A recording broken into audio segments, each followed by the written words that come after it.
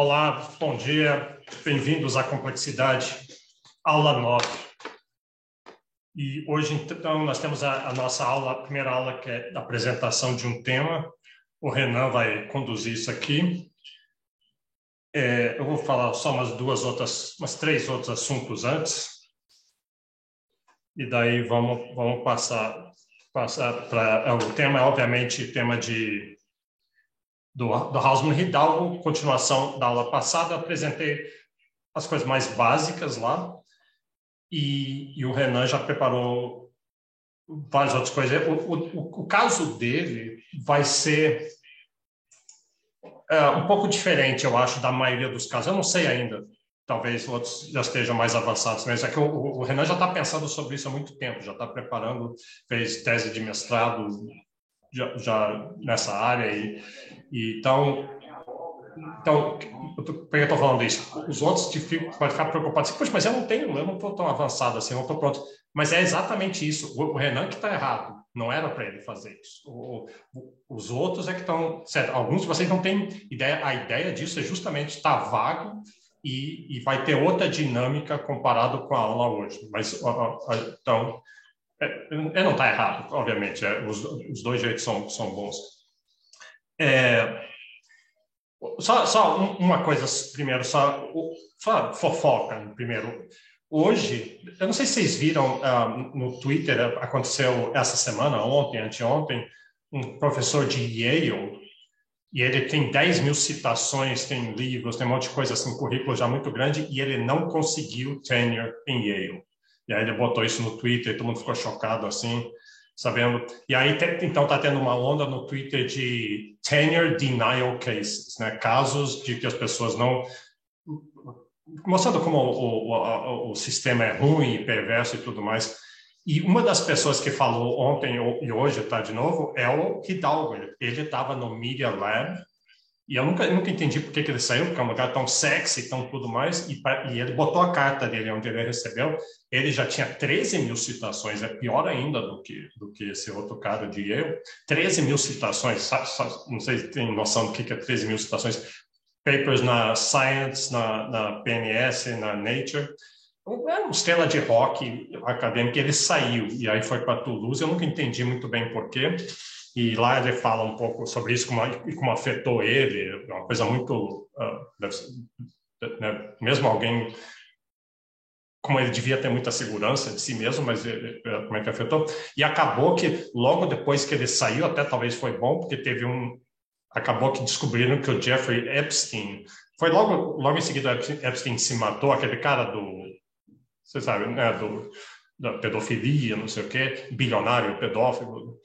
E ele doava muito dinheiro para o Media Lab, e aí teve alguns escândalos.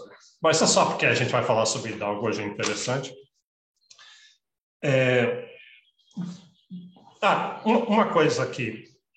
Vamos olhar quem é que já apresentou. Aqui, as complexidades avulsas. Hoje não tem ninguém, eu vou apresentar uma coisa aqui que eu quero mostrar. Então, nós temos essas pessoas todas já apresentaram. O João Vitor eu não botei aqui ainda, eu vou botar. E tem... Professor, diga. Rapidinho, o João Vitor está falando que está dando autorização para entrar na aula. Tá. Às vezes eu me empolgo e não vejo. Deixa eu achar aqui.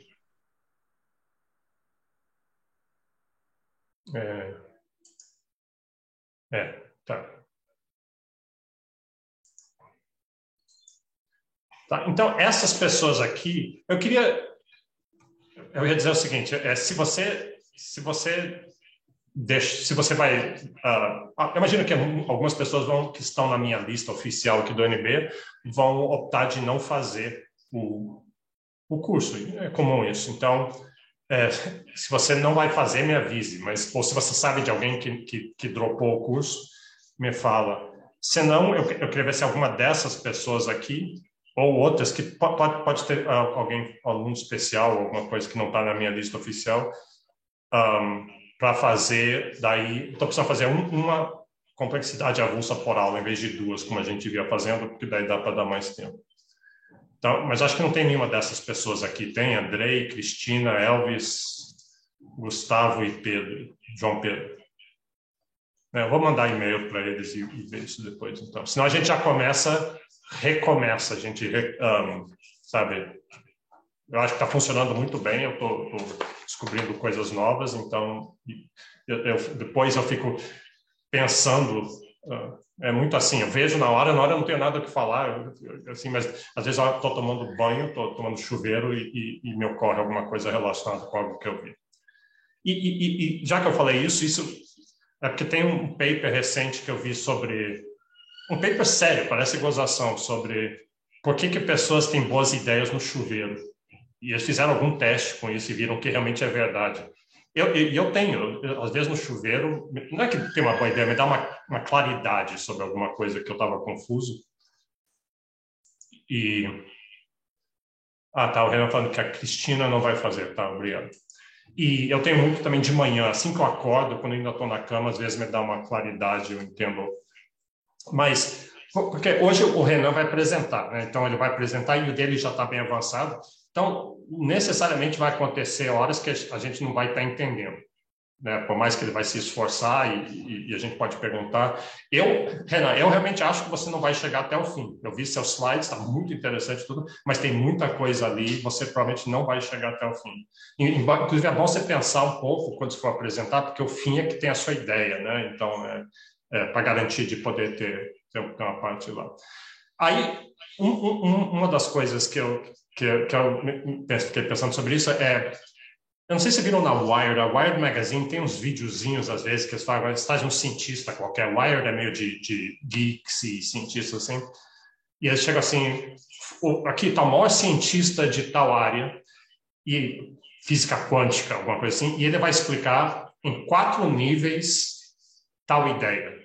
Então, em nível para uma criança no jardim de infância, não, criança no primeiro grau, para alguém que está estudando para vestibular, para alguém da área, mas que não, assim, para um economista, mas que não é daquela área específica, e daí para um especialista. Então, tem 1 minuto para explicar o mesmo. Eu tentei fazer isso com elasticidades, que é um conceito difícil de explicar. Então, como é que você explica para uma criancinha elasticidade, para um cara que está fazendo vestibular, para um outro economista, e daí para um economista especialista em elasticidades, né? Você não pode falar sobre curvas de demanda para a criança, para o outro você pode falar sobre logaritmos e coisas assim.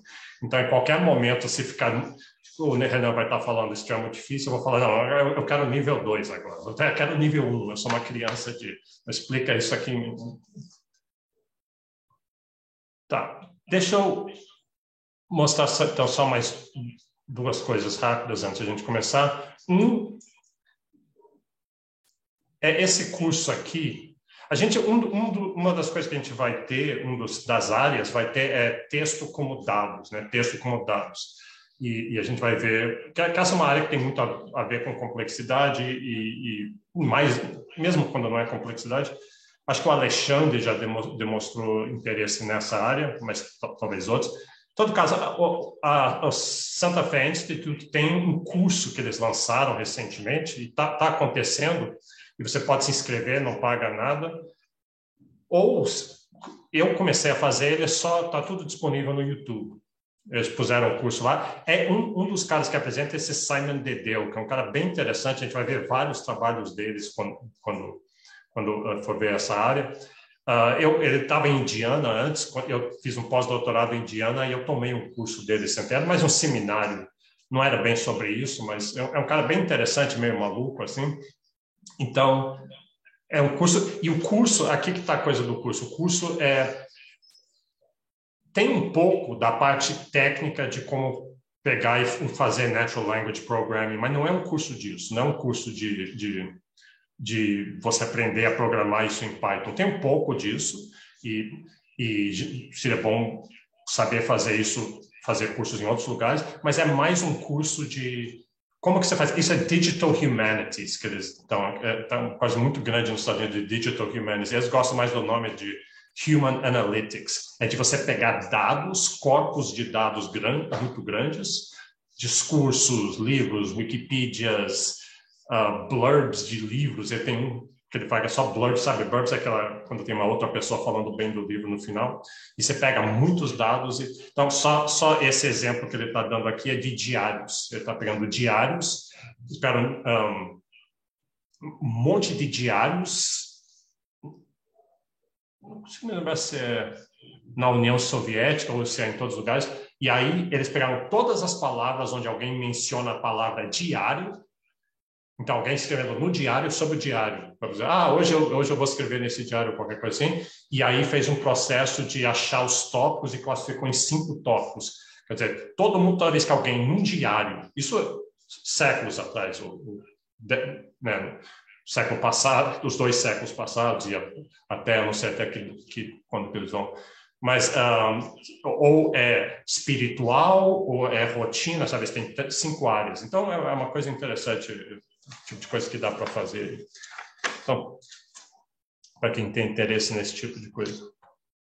Tá, e aí só a última coisa que eu quero mostrar tem a ver um pouco com isso que a gente está fazendo hoje. E isso me ocorreu, eu quero botar isso como uma nova área. De repente, alguém tem interesse em fazer sua apresentação nessa área. Então, deixa eu mostrar aqui. É o que chama uma coisa do Scott Page. E tem tudo, está totalmente dentro do espírito da gente aqui, de collective learning, de aprendizado social, de cérebro cultural, todas essas coisas. Aqui, esse é o grande tema que cada vez mais está se consolidando em tudo que a gente está fazendo aqui. Deixa eu achar aqui. É isso aqui o Scott Page, que tem vários livros na área de diversidade Vou botar rapidinho assim. Ele tem um negócio. Na verdade, não foi ele que criou isso aqui. Acaba que várias áreas diferentes já tinham esse resultado, mas ele coloca de um jeito bem interessante, que é isso aqui. Isso aqui é aquela ideia de o jeito que ele sempre motiva isso. O Francis Galton, que era o grande estatístico, lá no começo do século XX, ele foi para uma feira e tinha aquele jogo de adivinhar o peso de um boi, e aí todo mundo adivinhava o peso do boi, e todo mundo errava muito, mas aí ele pegou a média e viu que a média, ou seja, a multidão, o que eles estão chamando aqui do chute da multidão, que é a média, acertou muito próximo da realidade. Então, toda a ideia do wisdom of crowds, a sabedoria das multidões. Então, eu chamo essa área de sabedoria da multidão. E já coloquei lá no Google Drive uma área com isso. Eu vou mostrar um paper que eu achei. O que me motivou isso é que eu achei um paper sobre bancos centrais recentemente. Então, só para ter uma ideia rápida do que é. Essa equação ela deriva de identidades. Então, isso aqui não é uma hipótese nem nada. Isso aqui surge de identidades. Então, suponha que tem um valor verdadeiro de alguma coisa. É o teto. É o peso do boi. Ou qual vai ser a inflação do ano que vem? Quem vai ganhar a eleição no Brasil? Alguma coisa que a gente quer prever. Qual que vai ser a taxa de juros? Ou alguma coisa assim. Aí você tem uma multidão. Você tem várias pessoas, vários especialistas, não especialistas. Você pergunta para um monte de gente. E esse C é a média. Então, o que está do lado... E aí a gente põe o erro, quanto que a multidão errou, né? Quanto que eles estão... A média dos chutes individuais estão errados, e a gente põe ao quadrado para ficar positivo sempre. Então, é o erro ao quadrado. Como é comum fazer nessa... Então, o que é o erro da multidão? O erro da multidão é igual... Aqui está o chute individual das pessoas. Cada um falou que o peso do boi é 500 quilos, 400 quilos, né? Quanto que é o erro individual, põe o erro individual ao quadrado e pega a média do erro individual. Então, esse é o average error. O erro da multidão é o erro médio, menos, aqui é o erro, quanto que as pessoas estão distantes, não do valor verdadeiro, mas do valor da multidão. Então, está todo mundo dizendo, está todo mundo mais ou menos adivinhando o peso do boi perto de 500, mas você falou 1.200. Você está muito longe das outras pessoas. Então, isso aqui é uma medida de diversidade. Porque podia ser que está todo mundo ali chutando 500, 490, está todo mundo muito próximo do que os outros estão falando, ou pode ter muita diversidade. E a grande sacada disso aqui, a coisa que é impressionante disso aqui, eu acho que isso é tão impressionante que na minha aula de complexidade anterior, eu falei que os alunos tinham que tatuar isso no braço. Falei de brincadeira, depois fiquei com medo que algum fosse fazer e ia ser culpa minha. Mas é essa ideia que você tem o erro. A gente quer minimizar o nosso erro, a gente quer assim, pegar vários especialistas, várias pessoas e saber alguma coisa, e a gente quer errar o menos possível. Então, a gente quer pegar pessoas boas. Um jeito de fazer isso é isso aqui. O melhor que for o chute individual, só pega assim, só pessoas que realmente entendem disso, é bom, porque daí vai reduzir. Mas você quer pessoas diversas. Então, tem essa diversidade. E só para aqui. Ele mostra assim, a gente quer que o chute, a nossa conclusão, seja o melhor possível. Isso aqui tende a ser grande, né, porque as pessoas erram muito. E então, já que isso aqui é grande, isso aqui é meio que é dado, é inevitável que vai ter muito erro individual, mas isso aqui a gente pode mexer. Então, isso aqui é uma variável de escolha nossa. Vamos perguntar para muitas pessoas, e pessoas diversas. E quando fala diversos, não é tanto diversidade assim, só de sexo, de raça, de classe, de país, mas diversidade cognitiva, que geralmente são correlacionadas com essas coisas também. Então, pega engenheiros, pega sociólogos, Então, isso aqui é uma boa justificativa matemática de por que a gente quer diversidade nas coisas. Então, só daí, por que eu estou falando isso? Porque daí eu encontrei um paper recentemente que já está na pasta, alguma coisa assim de pegar alguma coisa de modelos econômicos e econométricos para prever, não lembro se é inflação, essas coisas que macroeconomistas sempre estão querendo prever, recessão, inflação, taxa de juros. E aí o que eles fazem, eles pegaram, mostraram que você pegando vários modelos, em vez de pegar qual que é o melhor modelo, eu sou do Banco Central do Brasil, vamos pegar o melhor modelo que tem, o pessoal lá da IPGL são os melhores, vamos pegar o modelo deles e vamos usar o modelo deles. Vamos chamar eles para fazer o nosso modelo aqui no Banco Central. O que eles fazem, eles pegam vários modelos e mostram que quando você pega, né, um monte, N modelos, então, e daí você meio que junta eles e pega a previsão, você faz melhor pegando vários modelos do que um só. E os mais diversos que tem. Vamos pegar só os neoclássicos, porque eles sabem melhor essas coisas. Vamos pegar os austríacos, que sabem melhor. Não, você quer justamente essa diversidade. E tem uma outra versão disso, que o Scott Page conta no curso dele, que é o prêmio Netflix. O Netflix fez esse prêmio, eles queriam achar um sistema recomendador.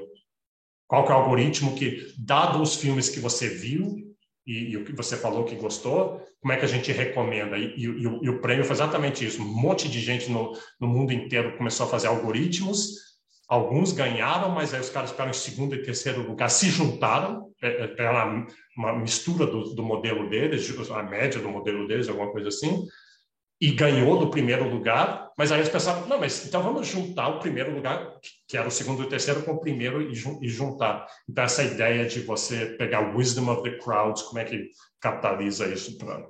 É um pouquinho que eu estou querendo fazer nessas apresentações de hoje, né? Então, a gente quer essa diversidade aqui. E a gente tem, né, nessa disciplina, acho que entre os alunos tem gente de várias áreas diferentes.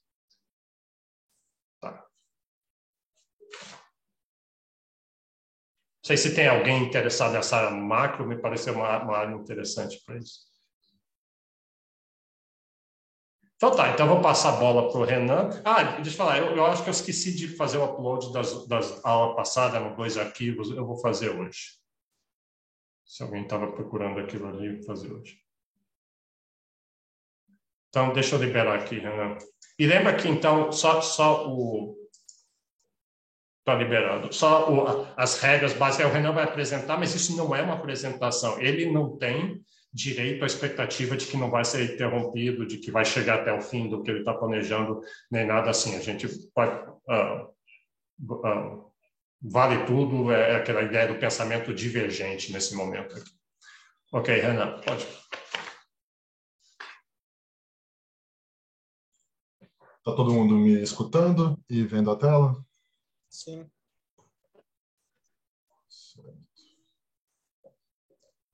Vamos lá, então.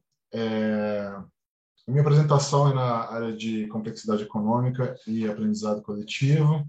E eu já tentei colocar um nome em inglês aí para pensar num artigo, quiçá, enfim. E essa frase inicial veio do livro Duna, que eu coloquei no final da apresentação.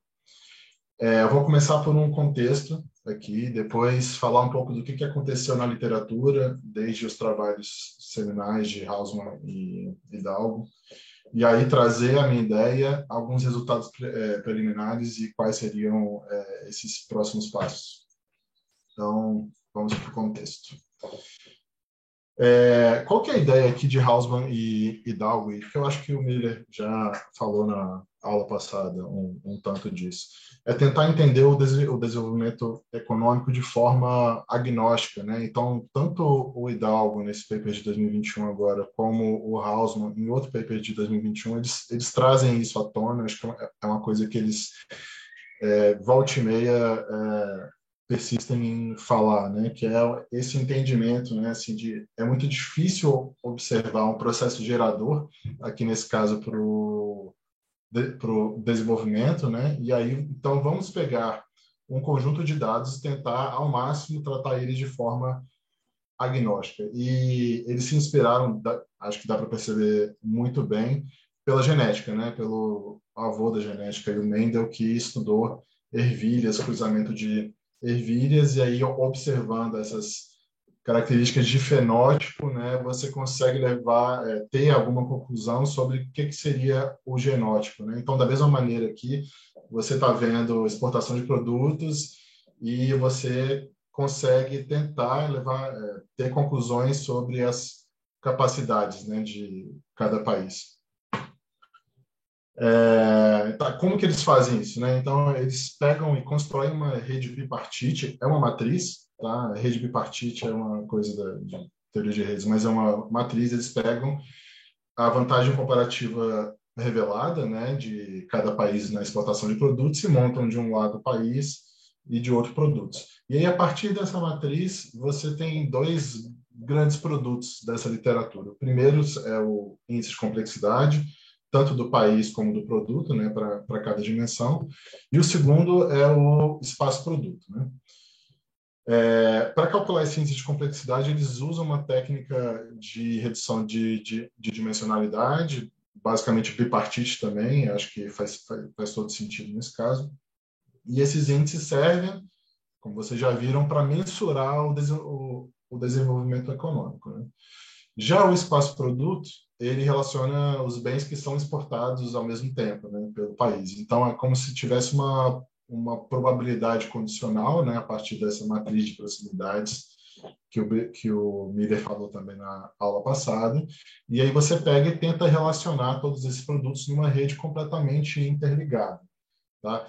Para que ela serve, basicamente? Para compreender melhor a difusão do conhecimento produtivo a partir do desempenho dessas atividades, né, da exportação desses produtos.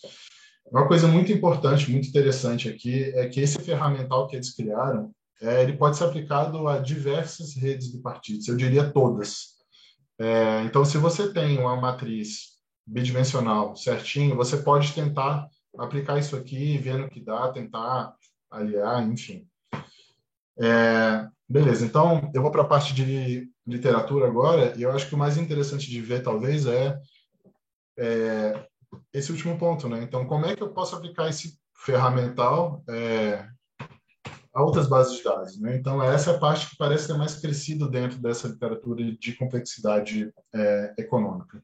Você pega qualquer outro conjunto de dados matricial, você já tem provavelmente aí um contexto de uma literatura que já foi muito estudada, e você pega esses resultados e tem novas coisas, né? E é interessante aqui essa propriedade metalinguística dentro do estudo da complexidade, né? Dessas possibilidades adjacentes. Então, você tem agora uma nova literatura, e se você recombinar ela com outras, você vai ter novos achados, né? Novas conclusões. Então, essa tabela aqui eu tirei do paper do Hidalgo, do ano passado, tá? No qual ele faz uma revisão geral, né, sobre a literatura. E ele traz aqui 3 índices de complexidade, tá? Na parte locacional, né, na parte das cidades, regiões metropolitanas, países. Então, para cada um deles, você pegou uma base de dados diferente. O terceiro é o que a gente já conhece, de exportação de produtos por país. Mas o primeiro e o segundo são outras aplicações. Então, o primeiro é salário, basicamente, por indústria, e aí você percebe qual é a área metropolitana dos Estados Unidos que tem maior complexidade de acordo com esse conjunto de dados. E, por outro lado, de patentes criadas por tecnologia, por área de tecnologia. E aí também você teria, por área metropolitana aí dos Estados Unidos, quem seria o mais complexo. Tá?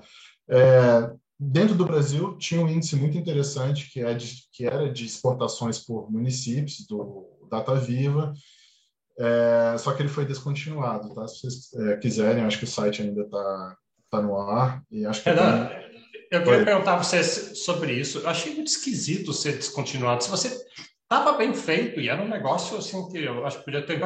O que levaria eles a descontinuar? Eu só consigo pensar 2 coisas. Um é que se tinha algum problema tá totalmente errado, ou talvez o pessoal que eles fizeram isso junto. Acho que se o pessoal que está tão. Ele fala assim: não, vocês não podem fazer isso porque a gente quer que usem o nosso oficial. Será que é isso? A Lorena levantou a mão agora. Diga, Lorena. Oi, Bernardo, Renan. Eu quero construir um índice de complexidade para as micro-regiões brasileiras, Bernardo, e em função disso e das conversas que eu tive com o Renan, eu falei com os professores da UFMG, inclusive eu esqueci o nome dele agora, com a pessoa que esteve mais ativa na construção desses indicadores. E eles não explicaram com detalhes, não, mas assim, o que eles falaram é que era um programa que era financiado pelo governo de Minas Gerais e que isso morreu com a troca de governo. E eles foram percebendo também, eu conversei com 2 ou 3 professores da UFMG, que a medida, utilizando dados de comércio exterior, ela não era a mais apropriada. Então, hoje, eles continuam trabalhando com esse ferramental, mas utilizando outras variáveis, principalmente variáveis do mercado de trabalho, que é também o que eu quero utilizar na minha tese. Mas o problema principal foi essa questão do governo. Era uma parceria com o governo do estado que acabou morrendo. Ótimo, Rafael. Renan, só uma observação, na verdade, uma curiosidade. A questão da tributação, cada estado ele recebe um percentual, e município recebe um percentual da exportação. Isso não teria dados na questão da divisão tributária de arrecadação?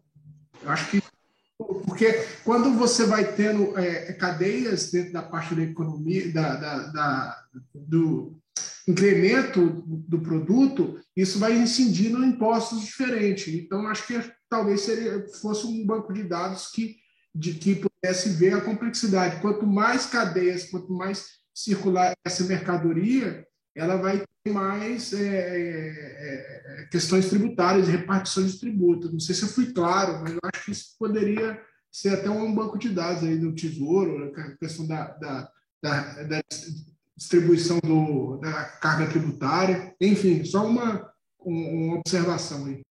Imagino que tem, assim, Rafael, acho que pode ser interessante esse conjunto de dados. Não sei se seria público, né? Assim, ao ponto de você ter por indústria, município, enfim. Mas eu acho que pode ser, sim, interessante, com certeza.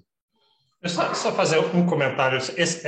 Essa informação que ela trouxe do acabou o financiamento, isso para mim, esse é o exemplo de coisa que acontece com política industrial, né?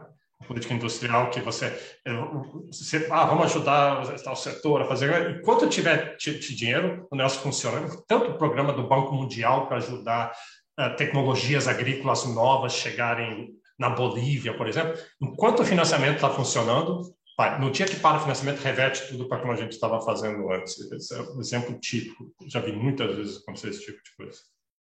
Por isso que é bom quando cresce de baixo para cima, né? Porque daí ele é resiliente a esse tipo de coisa. Só uma coisa sobre as exportações por município. De fato, a qualidade do dado não vai ser muito boa, não tem como. Eles devem fazer a compilação por CNPJ. O CNPJ está em uma cidade, mas ele produz em várias, né? Então, é sempre mais complicado você validar isso. O pessoal da CSEX deve ter bastante dificuldade. Só uma outra coisa sobre isso. No curso do Hidalgo, ele é um cara brincalhão, está sempre rindo e fazendo piadas assim. Tem uma hora que ele perdeu e ficou bravo com uma pergunta que teve lá, que foi uma pergunta que acho que de tanto receber essa pergunta foi a crítica de mas esse seu índice é feito com exportação. Muitos países, sabe, e toda a produção interior. Aí ele realmente perdeu, assim, ficou falando rispidamente, dizendo que, né, que já fizeram isso com tantos outros dados também.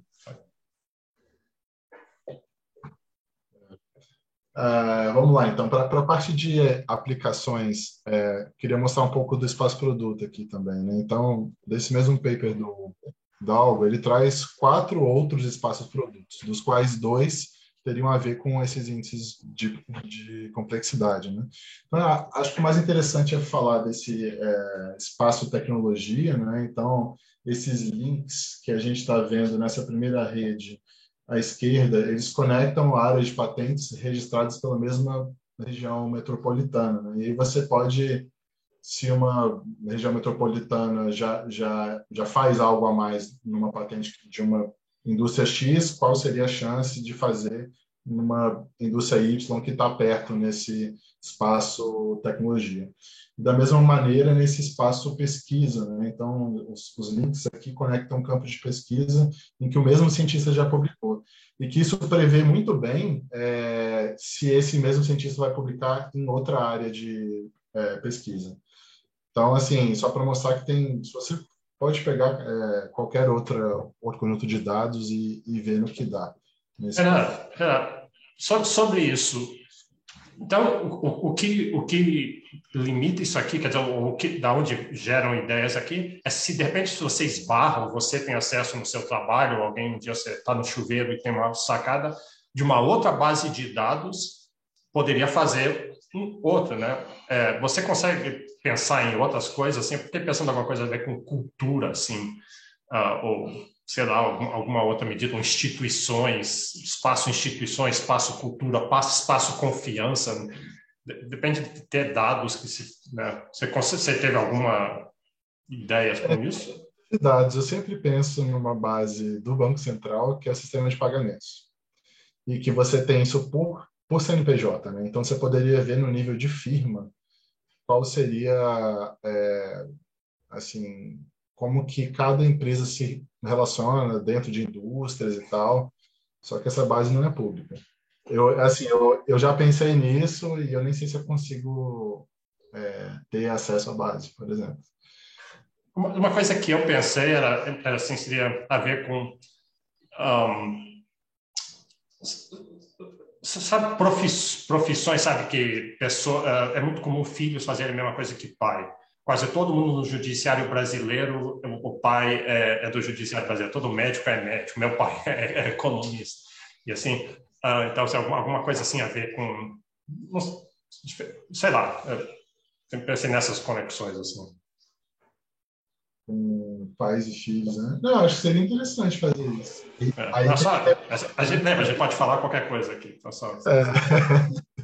Sim.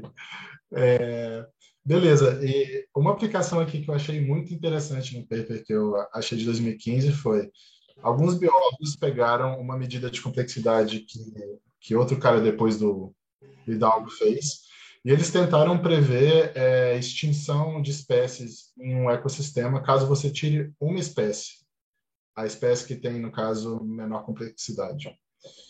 E esse algoritmo de complexidade é o que desempenha melhor frente a outros super famosos. E aqui a referência é em relação ao algoritmo genético, que é o melhor de todos. Só que o genético ele é muito custoso, às vezes você não consegue chegar a uma solução por ele.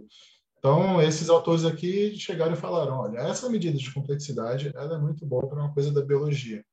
Então, assim, super interessante, algo que vai e volta aqui nesse caso.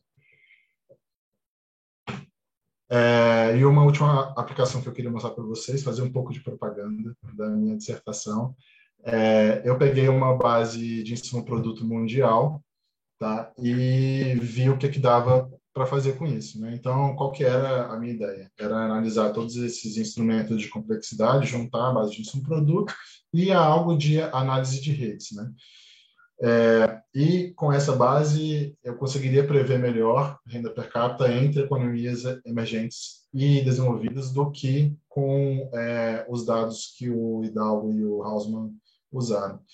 E aí algumas das conclusões que eu consegui chegar foram que os serviços de valor são as atividades mais complexas, então as economias que produzem esse tipo de serviço são também as mais complexas, que aqui as atividades industriais são mais conectoras e indutoras de complexidade, elas não são per se complexas, mas elas têm um grande papel, e que os serviços de custos eles também conectam a atividades, né, por atuarem em outras questões aí de eficiência e capital social, e eles são especialmente importantes como insumos, né, para outras atividades, elas fazem parte dessa função produção.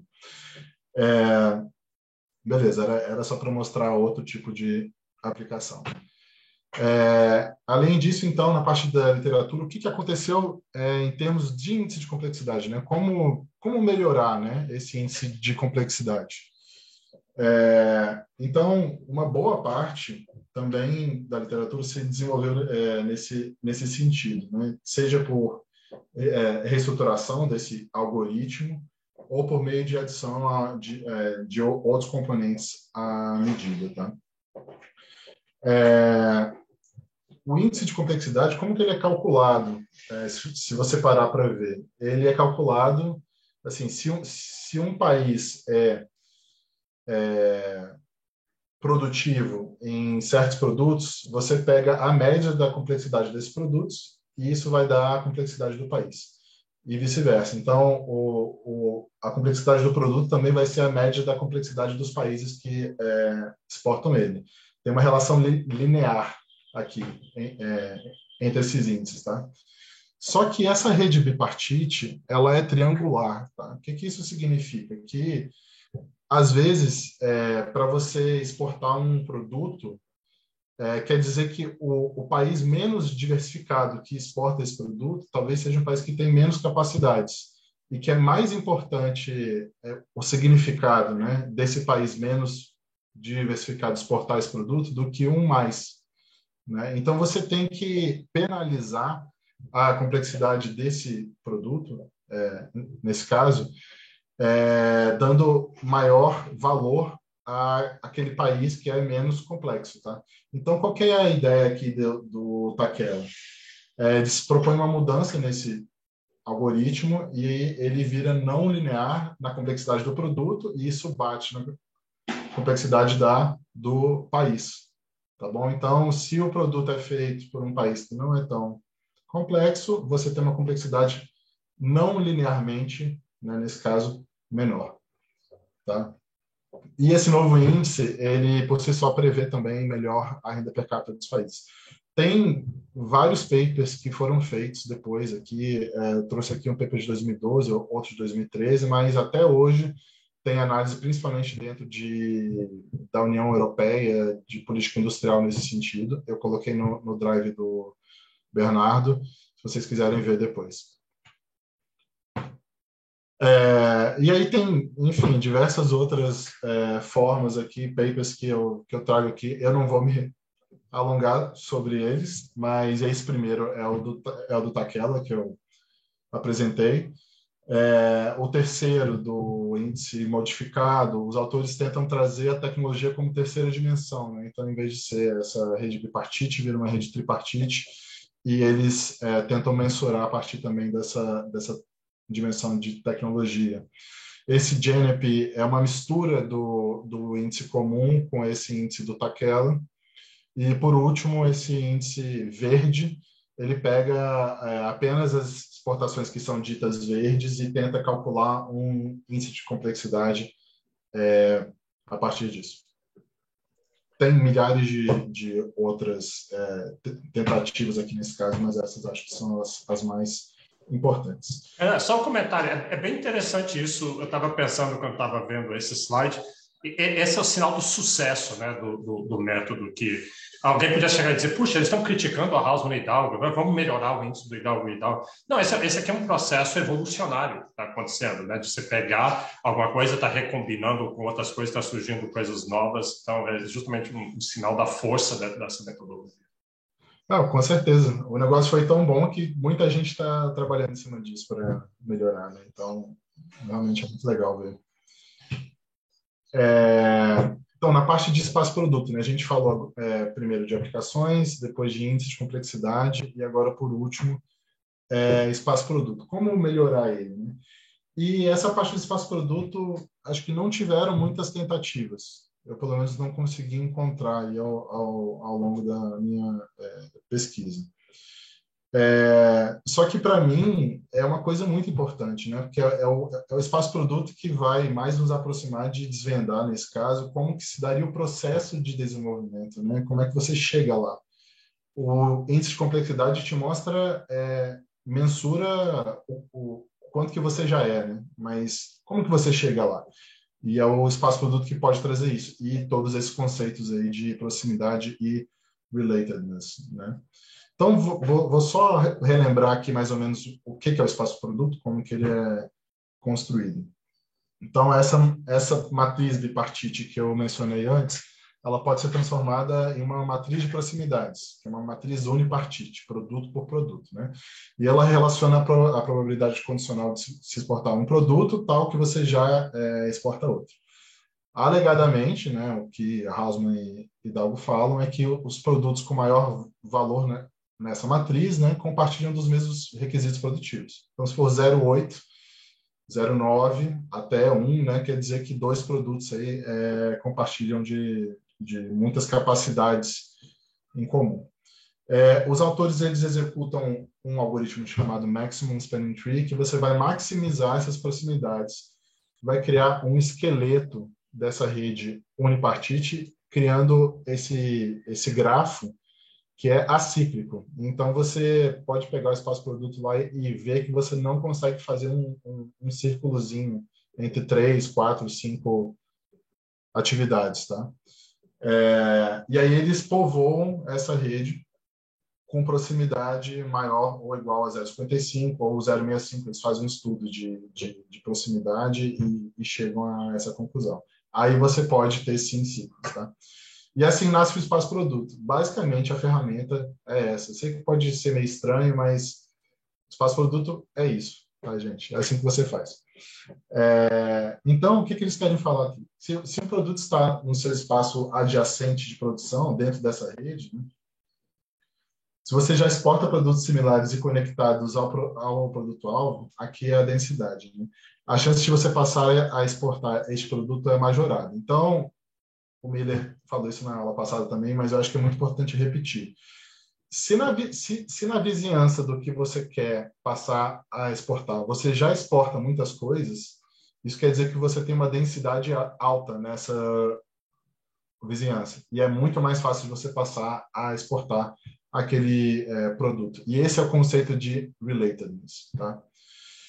Em 2007, já o Hidalgo, o Hausmann e o Barabasi fizeram esse estudo com espaço-produto e chegaram à conclusão de que todo esse conceito, né, espaço-produto, explica a aparição de novos produtos exportados pelos países ao longo do tempo.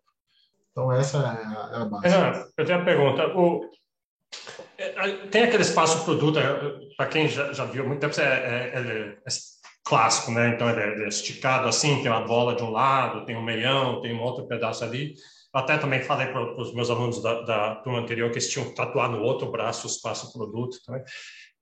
Mas recentemente, entrando lá no site deles, eu vi que é mais ou menos igual. Ele não está mudando, o espaço-produto devia mudar ao longo do tempo, né? Ou não? Eles têm um paper, acho que eles fizeram um estudo de se o espaço-produto muda muito ao longo do tempo. E eles chegaram à conclusão que não. Só que, assim, sei lá, da década de 60 para a década de 90 para agora, com certeza algo mudou, né? E eu acho que isso é muito importante, naquele sentido de dancing landscapes, né, que você fala muito. Às vezes os produtos passam a ser similares a outros, até porque países vão se desenvolvendo, outros não, enfim. Muitas capacidades passam a ser embutidas em máquinas, nos instrumentos, e aí não, né, esse tipo de coisa deveria mudar. Sim, tem todo o processo de comoditização, né, da indústria digital também, então acho que isso seria uma coisa importante para seguir avaliando. Boa. Tem algo paralelo para setores, assim, setor de, sei lá, petróleo e gás, tal, assim, comparando entre setores da economia? A complexidade e essa matriz? Eu fiz isso, Débora. Porque isso pode ser uma base interessante para fiscalizações, detecções. O TCU em si, ele tem a segunda maior base de dados depois do IPEA, na Administração Pública Federal. E a gente está vendo se cria um espaço para pesquisadores usarem esses dados, mais ou menos nos moldes do IPEA lá. E seria muito interessante isso, pegar, né? Porque isso serve de base para o controle também, no final das contas, né? Você entendendo a complexidade do setor, você entra para fiscalizar com outra perspectiva. Outra ideia que eu estava pensando aqui também é uma análise das redes dos contratantes com a administração pública, né?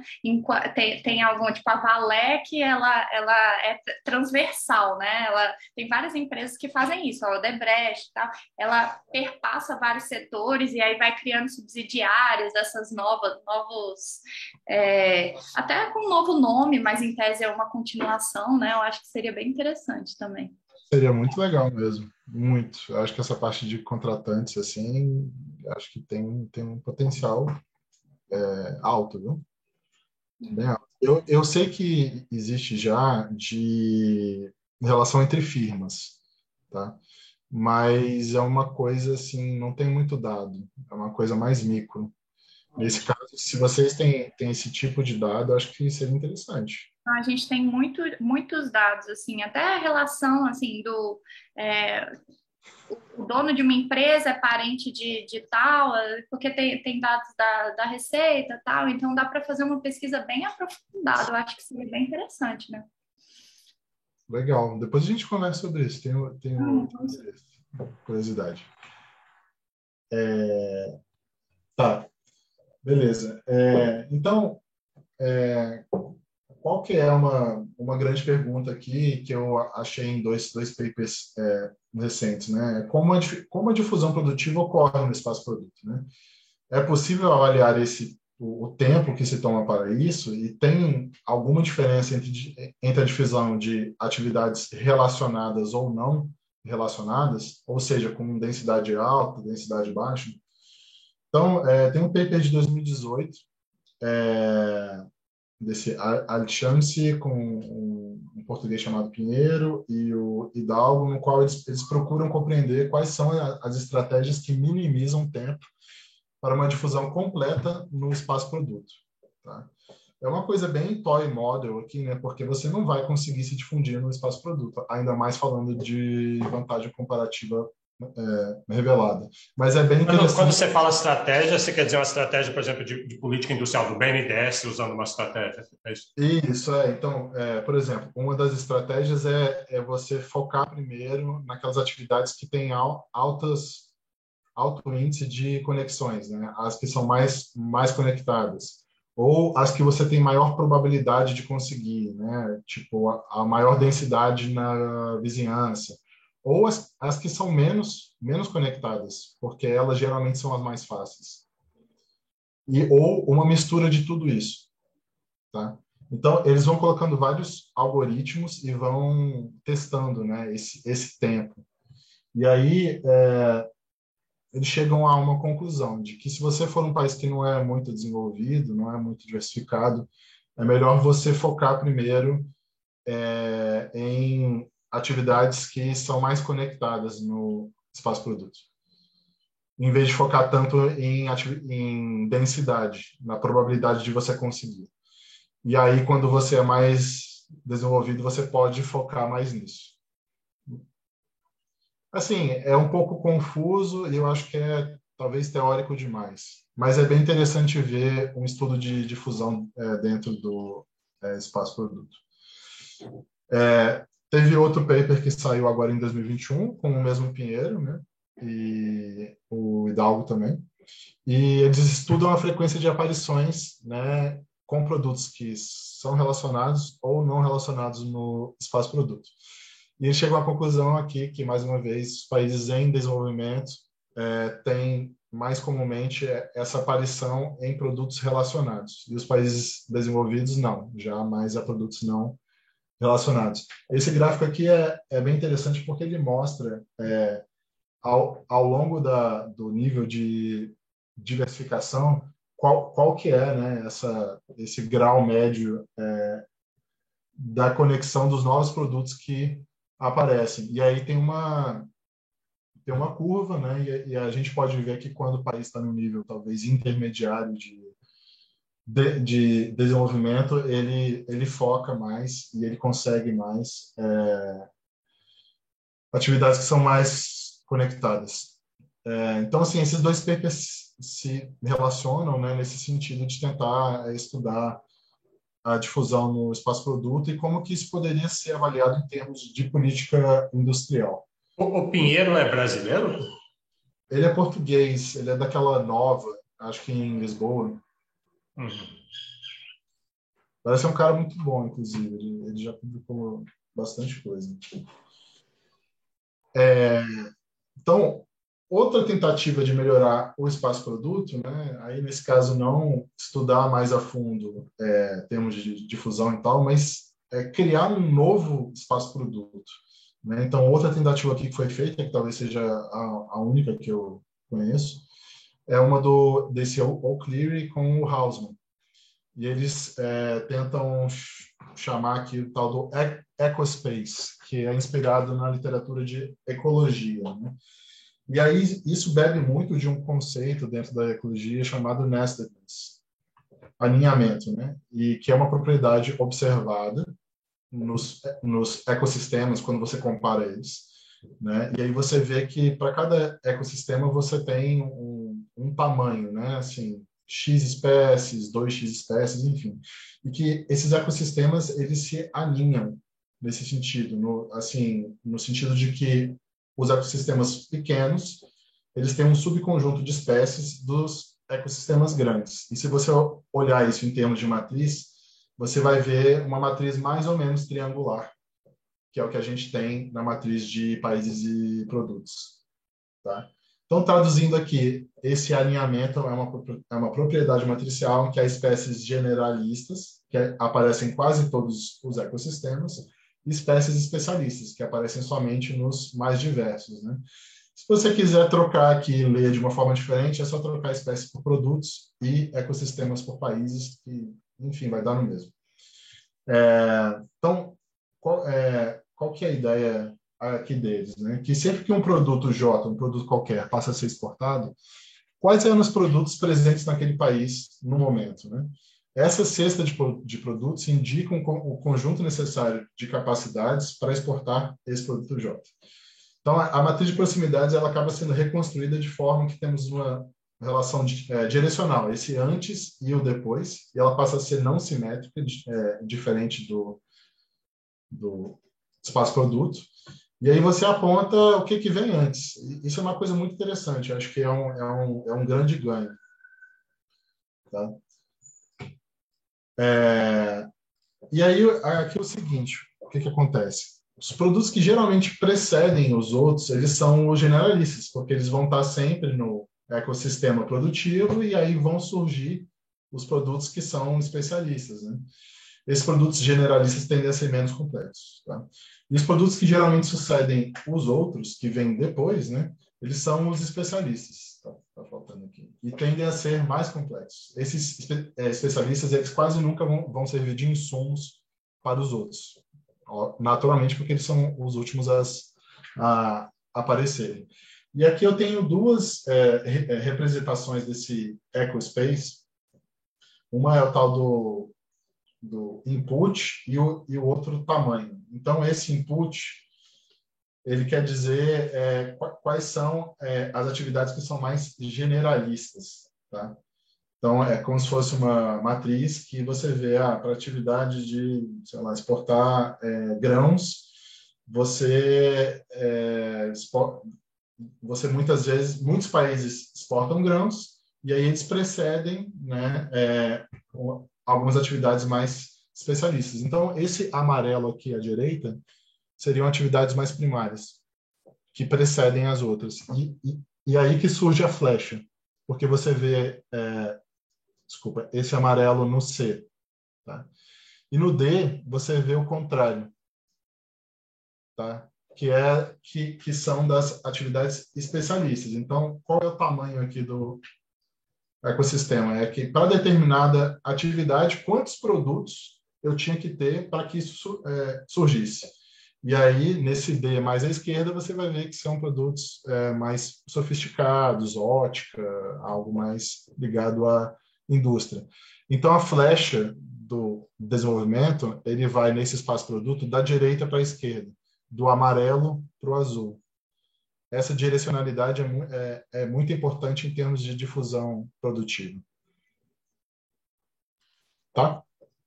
Uma das coisas que me vem à mente, uma vez que você colocou assim em termos de metáfora com ecologia, é que daí pode ter capabilidades que tem mutualismo, né? Mutualismo, parasitário, simbiose, essas coisas todas que tem entre espécies que estão bem juntas, ou uma que vai nas costas da outra.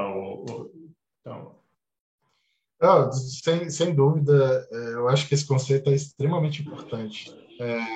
Eu estou começando a estudar, estou procurando vários papers de biologia e tal. Eu acho que ele tem tudo a ver com essas matrizes que a gente está estudando aqui.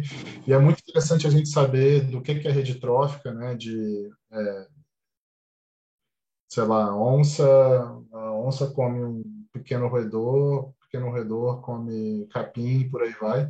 E do que é rede mutualística. Eu acho que a gente pode tentar pensar nesse sentido algo para a produção. Mas eu ainda não maturei muito essa ideia.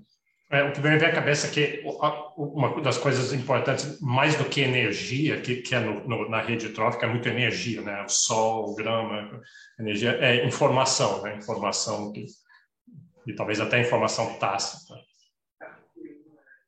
E incentivos também legais, né? Às vezes fazer essas interações de incentivos fiscais, direito de propriedade, essas questões assim, né? Eu acho que isso vai variar de setor para setor e estado para estado aqui no Brasil, por exemplo. Tem uma literatura também crescendo de rede multicamada, a parte mais instrumental aqui, basicamente só físico usa isso hoje em dia. Mas eu acho que seria muito interessante adicionar várias camadas. Hoje a gente tem uma rede bipartite, mas pode ser quadripartite, ou enfim, por aí vai. Renan, uma dúvida aqui. A Austrália seria um ecossistema input, porque ela exporta muito manufatura e etc. E como ela seria vista nessa questão espaço-produto, né? Um país desenvolvido que necessariamente é um exportador de produtos, teoricamente, mineração e carne, que não são produtos complexos, né? Ótima pergunta, Rafael. A Austrália, eu acho que é um caso a ser estudado, principalmente nessa literatura que você usa exportações. Então, acho que quando você usa exportações, você subestima a complexidade da Austrália. Não é dos países mais complexos quando você pega esse tipo de dado, tá? Justamente porque você está pegando um país que exporta produtos que são poucos complexos nesse conjunto de dados. Então, você vai exportar produtos agrícolas e, basicamente, produtos de extração mineral, né? No exercício que eu fiz, que eu peguei insumo e produto, você já consegue ver bem melhor como que os serviços entram. E aí, quando você pega isso, a Austrália vira um país complexo, de diversidade pequena. Então, de alguma maneira, eles conseguem se conectar nesse espaço produto diretamente entre atividades primárias para as atividades de serviço. E é isso que torna eles complexos.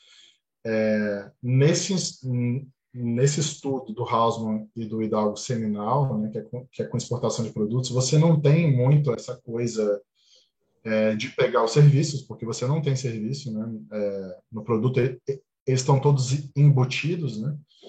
E a outra coisa que o Miller já falou é que você não pega a economia doméstica, né? Então, dependendo do tipo de conjunto de dados que você pega, você pode ter resultados diferentes. Então, essa é uma coisa bem, bem interessante a ser estudada, né? Austrália, Japão, que é super complexo, mas se você pegar serviço, você vê que não é bem por aí. Tá? Não sei se eu respondi ou se eu me empolguei aqui com outra coisa. Beleza, vamos voltar aqui. Tá?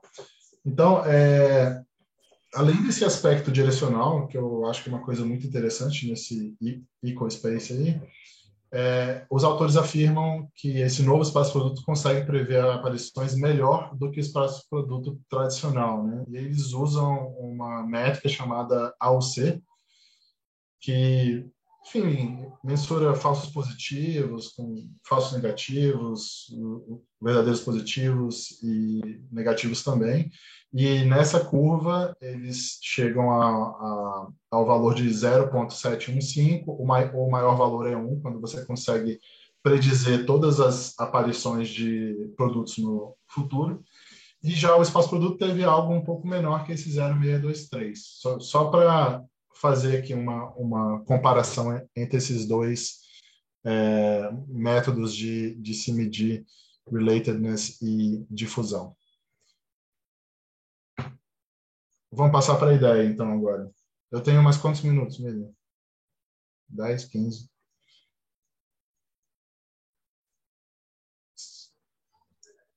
São 11h05, então uns 20 minutos. Beleza.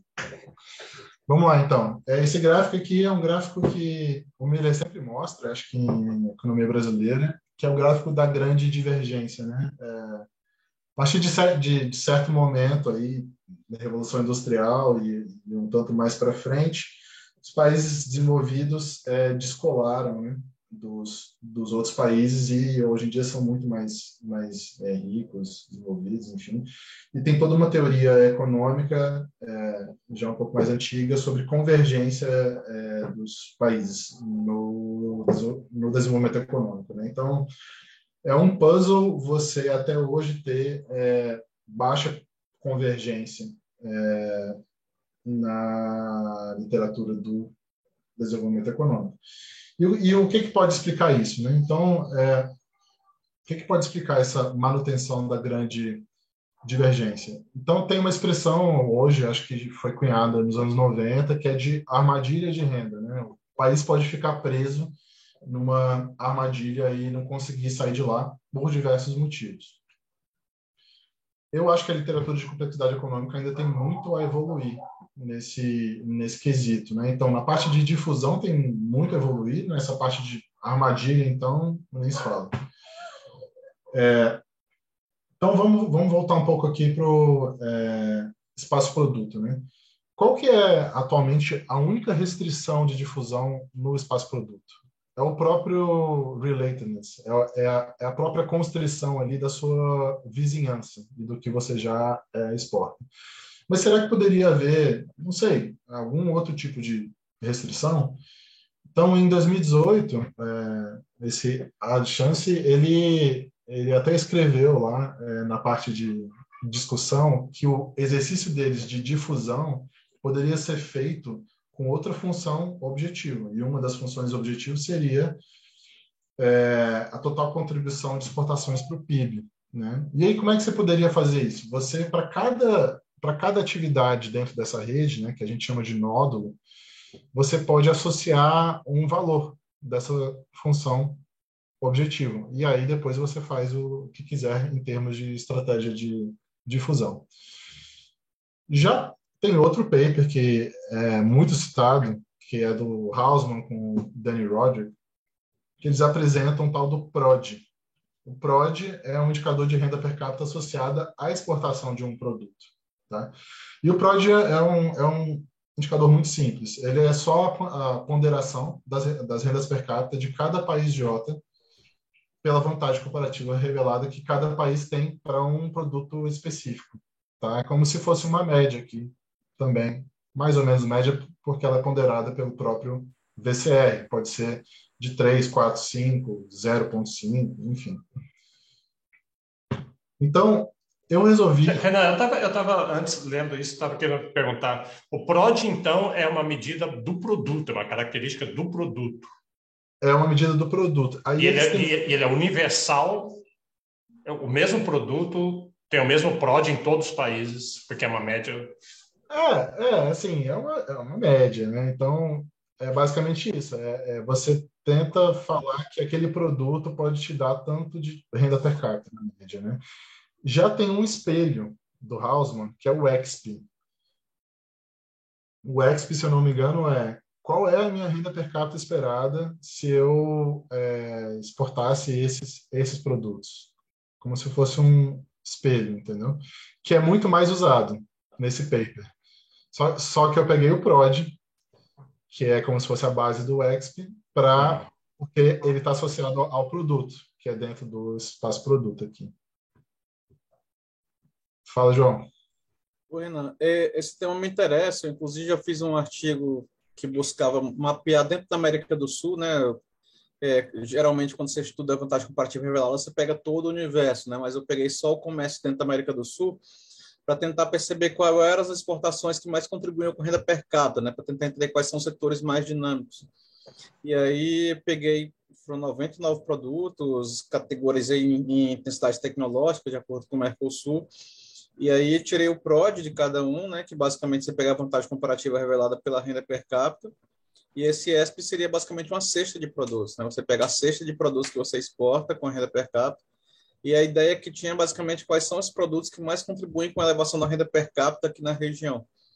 Aí um dado interessante é que o Brasil, apesar de ser um país que não que tem uma complexidade média, né? Dentro dos países de renda média a gente tem alguma indústria, mas grande parte da nossa exportação da região era voltada para indústrias de média e alta tecnologia, que é automobilismo, indústria química, e que tinha um PROD bastante elevado aqui na região, né? Se você pegar o Brasil para o mundo, nada, né? O Brasil é minério e agro, mas aqui na região a produtividade dos produtos de média e alta tecnologia era bastante elevada, e quem concorria com a gente era a Colômbia, né? Colômbia, em alguns setores, tinha uma ESP, né? Uma cesta de sofisticação mais elevada, porque apesar do Brasil ter uma indústria maior, a Colômbia é mais voltada para o comércio regional do que a gente. Basicamente, uma das conclusões que a gente teve é que o Brasil ele tem uma sofisticação relativa na América do Sul, mas que não é mais avançada, dentre outros motivos, porque a gente dedica pouco exportação para o mercado regional. Né? Basicamente, o Brasil ele é muito mais voltado às exportações primárias de minérios e agro para fora, o que acaba fazendo que nossa sofisticação das exportações não seja tão relevante para a nossa renda per capita como poderia ser. Então, assim, a gente tem um mapeamento do Brasil para a América do Sul para o resto do mundo é outro totalmente diferente. Então, assim, o PROD, ele modifica, inclusive, de acordo com o mercado que você estabelece como analisado, né? Então, você pega, por exemplo, o mapa de produção e exportação do país, mas se você quiser comparar, por exemplo, dentro de um bloco econômico, ou dentro de um grupo de parceiros, ou de um modo geral, isso varia bastante. Muito legal, João. Manda depois esse artigo. E só uma coisa, acho que é um pouco preocupante, né? Porque a nossa tendência, na verdade, a gente está exportando cada vez menos esse tipo de produto aqui para o nosso mercado regional, enfim. Mas depois manda lá no grupo. Valeu. O PROD aqui, então, a minha ideia é usar ele como um segundo tipo de restrição, né? Então, PROD, ele pode ser interpretado aqui como um payoff, como um benefício que uma economia tem em passar a exportar esse determinado produto, que tem esse PROD. A gente pode pensar o seguinte, que os agentes econômicos, eles atuam de forma a alocar os recursos produtivos para utilizarem a sua renda, né? Aquela coisa bem micro, maximizar, enfim. Então, no espaço produto, esse processo recai na maximização do PROD dentro das possibilidades de restrições de vizinhança desse produto exportado pelo país. Vamos supor, então, que no momento T0, uma economia é especializada em um produto somente, produto I, que tem uma vizinhança de J outros produtos. Então, eu vou me especializar somente no produto, no próximo passo aqui, que contém o PROD máximo na vizinhança do meu produto original. E eu vou fazer isso sucessivamente, até cair num máximo local, onde eu não consigo mais melhorar o meu payoff. Tá? Aqui a gente tem um argumento que é mais ou menos aqui antagônico a essa complementariedade produtiva das propostas anteriores do Hausmann e do Hidalgo, de que tudo é difusão, de que tudo pode ser feito ao mesmo tempo. Tá? Então, existe um mecanismo de disputa, né, por esses recursos, e ele é internalizado aqui nesse espaço de possibilidade de produção. É justamente esse mecanismo que vai gerar esses máximos locais, que são as armadilhas de renda. Adicionalmente, essa restrição imposta pelo PROD, ela pode refinar as previsões de aparição de produtos exportados. Eu vou explicar um pouco mais isso lá para frente, tá? E como é que eu posso capturar isso? Eu vou implementar aqui um algoritmo chamado Steepest Ascent Hill Climb. Então, pensa que você está escalando uma montanha e para cada ponto, para cada passo que eu der, eu vou escolher aquela possibilidade que eu tenho que vai me deixar mais próximo, né, mais no alto. E é isso que esse algoritmo, essa heurística propõe. Vou falar aqui, então, dos meus primeiros resultados preliminares, né? E aí eu dei esse nome aqui para o paper, como eu já disse. Então, como que eu fiz? Eu peguei dados do site, de um site de Harvard, que é justamente o Atlas de Complexidade Econômica. Tem todos esses dados que a gente está falando aqui, tem dados de exportação, VCR, tudo limpo. O próprio espaço produto, você já tem lá para um ano, eu acho. Tá? E para renda per capita, eu peguei esses dados do Banco Mundial. Peguei tudo isso e implementei o algoritmo em Python. Tá?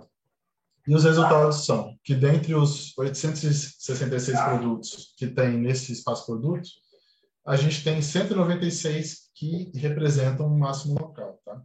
E destes 196, 98, ou seja, 50% dos máximos locais, configuram renda per capita menor que a da Grécia. Por que eu peguei a Grécia? Porque a Grécia é a economia avançada com menor renda per capita em 2019, para o Fundo Monetário. Tá? Então, é como se fosse um threshold, ali, um limite que vai me dizer se aquele máximo local representa desenvolvimento econômico ou não. Né? Da mesma forma, entre esses 866 produtos, 246 caem nos máximos locais representados pela renda per capita das economias não. É aqui que eu estou precisando que eu quero muito entender esse gráfico aqui. Estou achando isso interessante, mas não estou entendendo. Eu preciso de uma explicação um pouquinho mais das quatro, não da de criança, mas eu preciso mais uma intermediária. Os produtos estão ordenados aqui Isso, eles estão ordenados por PROD final, ou seja, a renda per capita final. Né? Então, começa mais ou menos ali nos $10.000. Vamos lembrar aqui que o PROD é médio. Tá? Médio. Então, tem um país muito pobre que exporta aquilo, que tem $500 de renda per capita, mas tem outro de $20.000 que exporta. Então, o PROD médio ele vai dar uma chapada. Tá? E aí, essa linha laranja no começo, à esquerda, ela vai representar meio que o teto, né, o PROD final. Tá? Então, eu comecei no PROD inicial, 5 mil, né? Até onde que eu posso chegar? E esse gráfico está meio estranho, mas isso é para mostrar que para cada prod final, você pode estar no máximo com um prod inicial igual a ele, óbvio, né? Certo? E aí você pode estar para baixo também, né? Então, assim, tem certos produtos que você começa com um prod que é muito baixo, mas dentro da tua vizinhança de espaço produto, você consegue ir lá para o fim, você consegue se desenvolver. E outros produtos que não. O eixo X representa qual variável? É produto. É o número de produtos, tá? Mas, assim, isso é para mostrar que pode ter produto que vai começar no mesmo prod inicial que vai cair num prod final muito diferente, como se fosse isso. Mas e a linha azul? E por que ela tem umas certas continuidades assim, sabe? Ela sobe diagonal e depois atinge o máximo e depois cai. A linha azul é o prod inicial. Então, eu ordenei aqui de forma que para o mesmo prod inicial, nesses 10 mil dólares, você vai ver várias vezes passar, né? Você pode chegar num prod final diferente, entendeu? Tá meio estranho, concordo.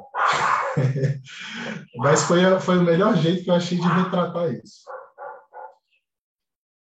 Mas então assim, se eu estou aqui no meio, eu estou mais ou menos lá no 430. Aí isso quer dizer eu suporto esses 430 e aí eu incorporo mais um? É isso? O 430, ali entre o 430 e o 530. O que significa isso?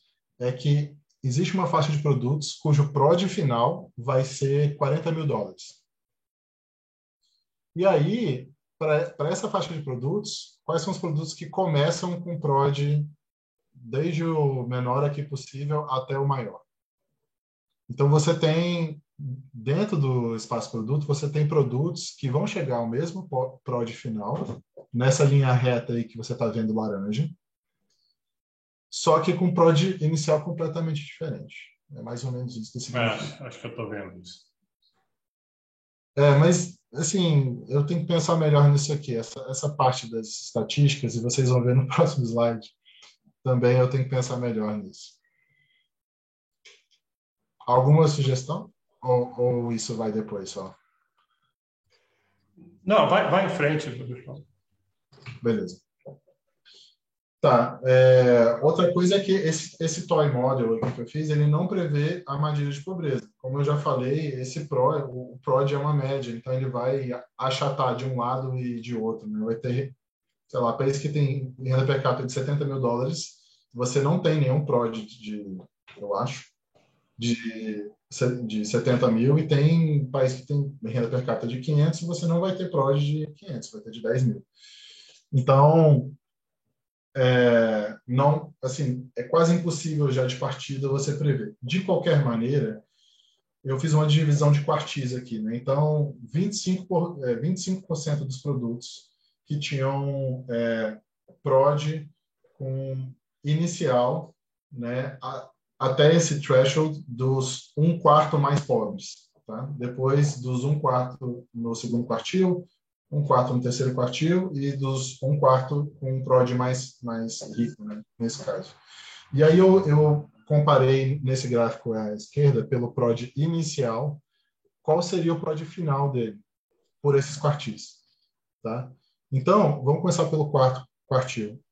É impossível você chegar a um PROD final menor do que o teu PROD inicial. Então, 100% deles no quarto quartil vão acabar caindo no quarto quartil. Tá? Já no primeiro quartil, né, então vamos pensar aqui que o primeiro quartil significa PROD de 0 a 15 mil dólares. Então, somente 20% deles caíram ainda, lá no final, eles caíram no primeiro quartil, até 15 mil dólares. Tá? E aí 25% caíram no segundo quartil. 8%, sei lá, caíram no terceiro quartil. E 40% quase caíram no quarto quartil. Isso é para mostrar que não tem tanta armadilha, talvez, como eu pensasse, mas existe algo aqui, de você começar num produto que é um produto pobre, entre aspas, e acabar caindo num produto que é um produto rico. Tá? Só que é o seguinte, se você pegar, em vez de fixar o quartil de prod inicial, você fixar o quartil de prod final, ou seja, pensando no desenvolvimento relativo aqui, o resultado muda completamente, que é esse gráfico à direita. Então, se você sair num prod inicial, que representa o quartil mais pobre do prod final, a que ponto você chega depois? E aí sim, você tem quase 60% se mantendo no primeiro quartil. Mesmo que você cresça, você não vai crescer tanto a ponto de crescer mais do que os outros. Tá? Essa é a ideia desse gráfico à direita. Alguma dúvida? Não? Beleza. Eu não entendi o da direita, não. O da direita é o seguinte, pegando esse prod final, né? A distribuição estatística dele. Então, no prod final, em vez do quartil mais pobre ser até os 15 mil dólares, o quartil mais pobre vai ser até os 25 mil. Porque o algoritmo andou desde o primeiro produto, né, e tal, e aí eu quantifiquei tudo o que aconteceu nesse prod final. Tá? Então, essa distribuição, ela muda. Então, o quartil mais pobre aqui, ele vai ser um quartil mais rico, tá? Mas não quer dizer que quando você começa com um prod X, você vai acabar com um prod Y, que está num quartil mais rico ainda, entendeu? Então, isso sugere que o meu crescimento relativo não foi tão bom. Eu estou tentando mensurar o crescimento relativo aqui, entendeu? O que você está tentando fazer é que, vê se eu estou entendendo certo, é que você quer mostrar que tem uma armadilha. Existem armadilhas, mas fazendo na esquerda você não conseguiu, mostrou que não tem.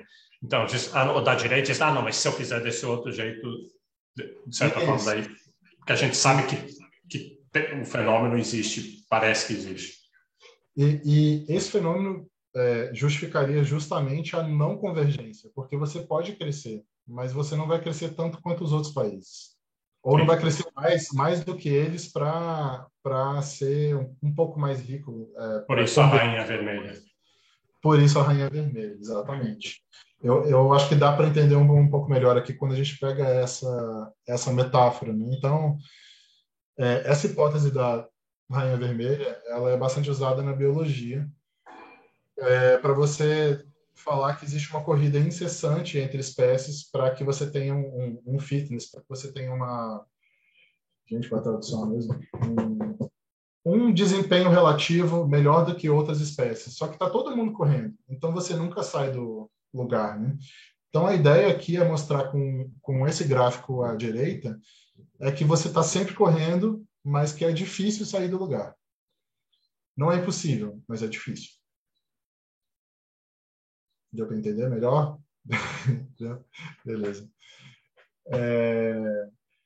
Esse slide aqui, eu fiz basicamente ele por causa do paper de 2018, lá do Pinheiro e do Hausmann, que eles falam que o degree, que o grau de conexão da atividade, ele é muito importante para você disseminar em cima do espaço-produto. Mas o que eu quero aqui não é disseminar em cima do espaço-produto. Eu quero maximizar o meu prod. E aí, quando você tem isso, o grau de conexão inicial, ele não importa tanto. Ele importa um pouquinho, mas ele não importa tanto. Né? Então, assim, o máximo de conexões no espaço-produto que uma atividade tem é 10. Tá? E numa regressão simples, para cada conexão que eu tiver, isso me dá adicionalmente $162. É muito pouco, é no máximo $1.620 de prod. Então, não é tanto isso que importa mais aqui. O que importa mais aqui é o número de passos que eu consigo dar. Tá? provavelmente tem outra coisa aqui mais interessante que importa mais, mas eu quis trazer aqui o número de passos para mostrar que quanto mais passos você dá, geralmente mais rico você vai ficar. Se você não consegue dar passo porque você já é rico, tudo bem. Mas se você for pobre, o melhor é você dar muitos passos. Basicamente isso. Beleza, então vamos para os próximos passos aqui. São 3 ideias, basicamente. A primeira ideia é avaliar aquela curva AUC que mensura os positivos e os negativos, né? Então, foi lá o Hausmann e o O'Cleary e falaram que o EcoSpace deles é melhor do que o espaço-produto. Mas o que eu estou propondo aqui é um refinamento do espaço-produto e um refinamento direcional, né? Que é mais ou menos o que o EcoSpace faz.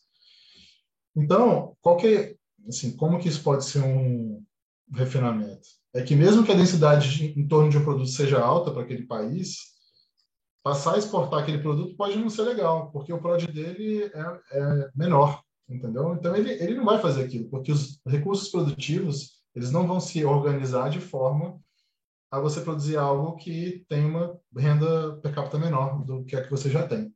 Tá?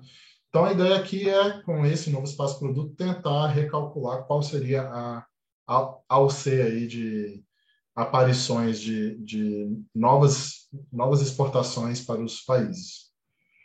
Queria o feedback de vocês sobre isso. Essa é a primeira ideia. A segunda, o que a gente tem que maximizar, né? Então, beleza, eu peguei uma função objetiva que é de renda per capita, mas talvez a função mais óbvia seja o próprio índice de complexidade do produto, né? Então, existem armadilhas de complexidade, será? Não sei. E tentar interagir isso com o PROD, talvez, né? Em que grau a renda final seria afetada caso a maximização ela ocorresse sobre a complexidade e não sobre o PROD, né? Então, como não cair em armadilhas de renda, né? Eu posso tentar maximizar, me difundir em produtos que tenham maior complexidade e não maior PROD. E, por outro lado, tem esse paper do Hartmann com o Hidalgo, que ele faz um PROD só que de gênero. Tá? Então, ele associa um índice de desigualdade para cada produto. E aí eu poderia fazer várias perguntas aqui também, né? Se existe uma correlação, clusters aqui no espaço-produto que tem alto PROD e, ao mesmo tempo, alta desigualdade.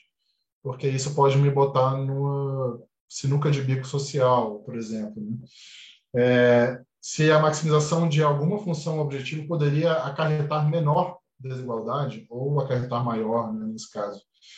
Se a minimização de desigualdade daria algum resultado interessante sobre as outras variáveis. Vai que eu tenho menos armadilha de renda quando eu minimizo desigualdade.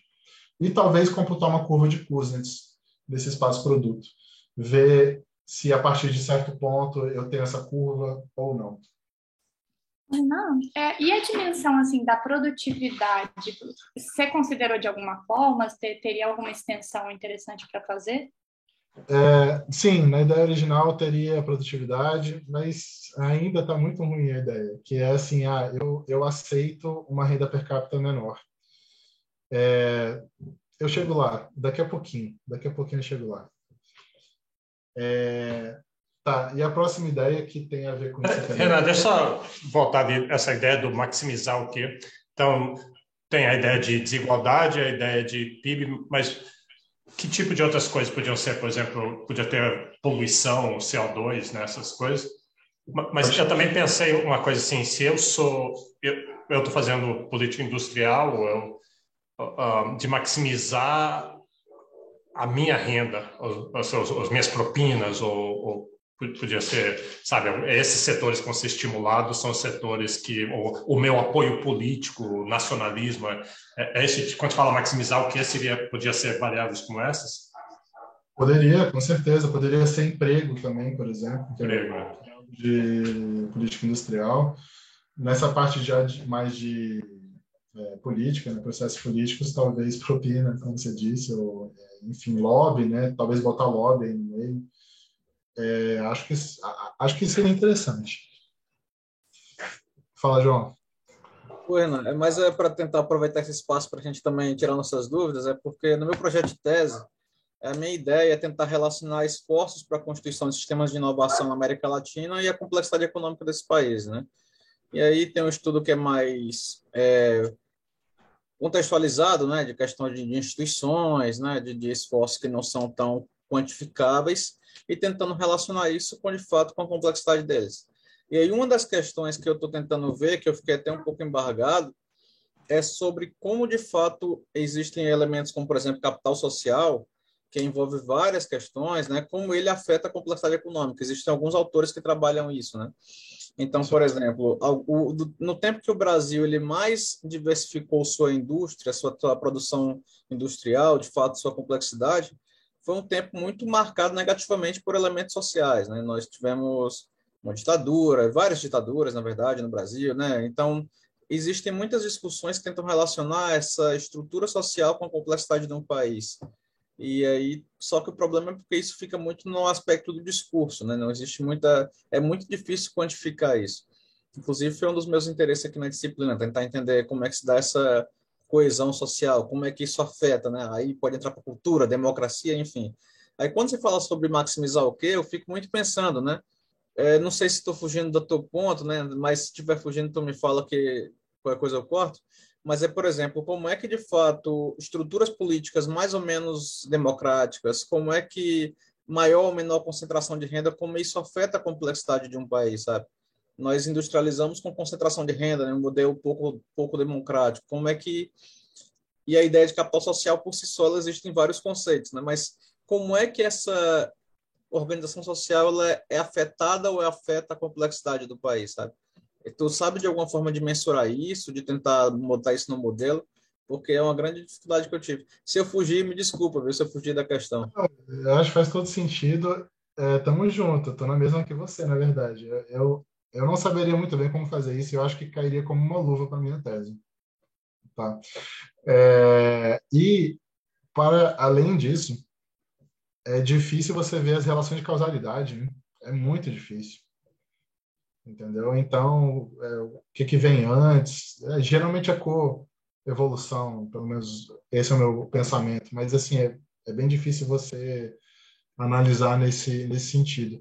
Aí, só para te mostrar aqui, João, que uma das coisas para mim, né, desse PROD, é justamente isso, é ver se tem alguma medida de instituições que eu possa botar ali naquela atividade, ou de cultura, entendeu? E ver no que dá, entendeu? Mas isso ainda é muito incipiente. Eu ia conversar com o Bernardo sobre isso mais para frente, assim. Beleza. Se tu descobrir alguma coisa, tu me avisa também, que eu tô nessa. Beleza.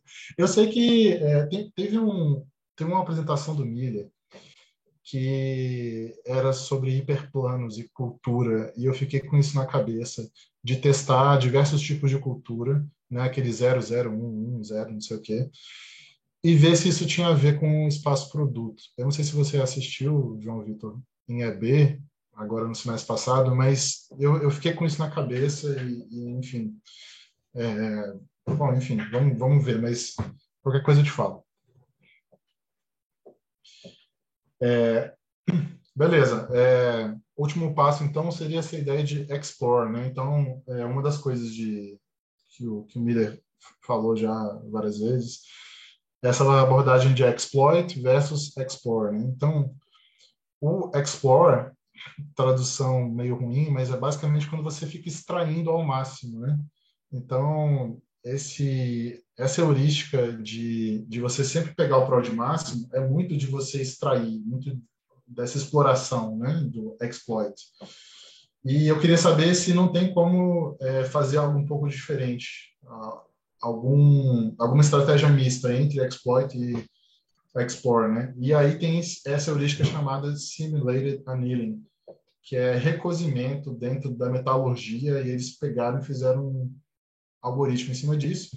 E esse algoritmo ele é um algoritmo de otimização, né, de você achar máximos, só que ele consiste em uma busca local probabilística. Então, você bota um parâmetro probabilístico e fala, de vez em quando eu vou, na verdade, desbravar. De vez em quando eu posso ir para um prod menor.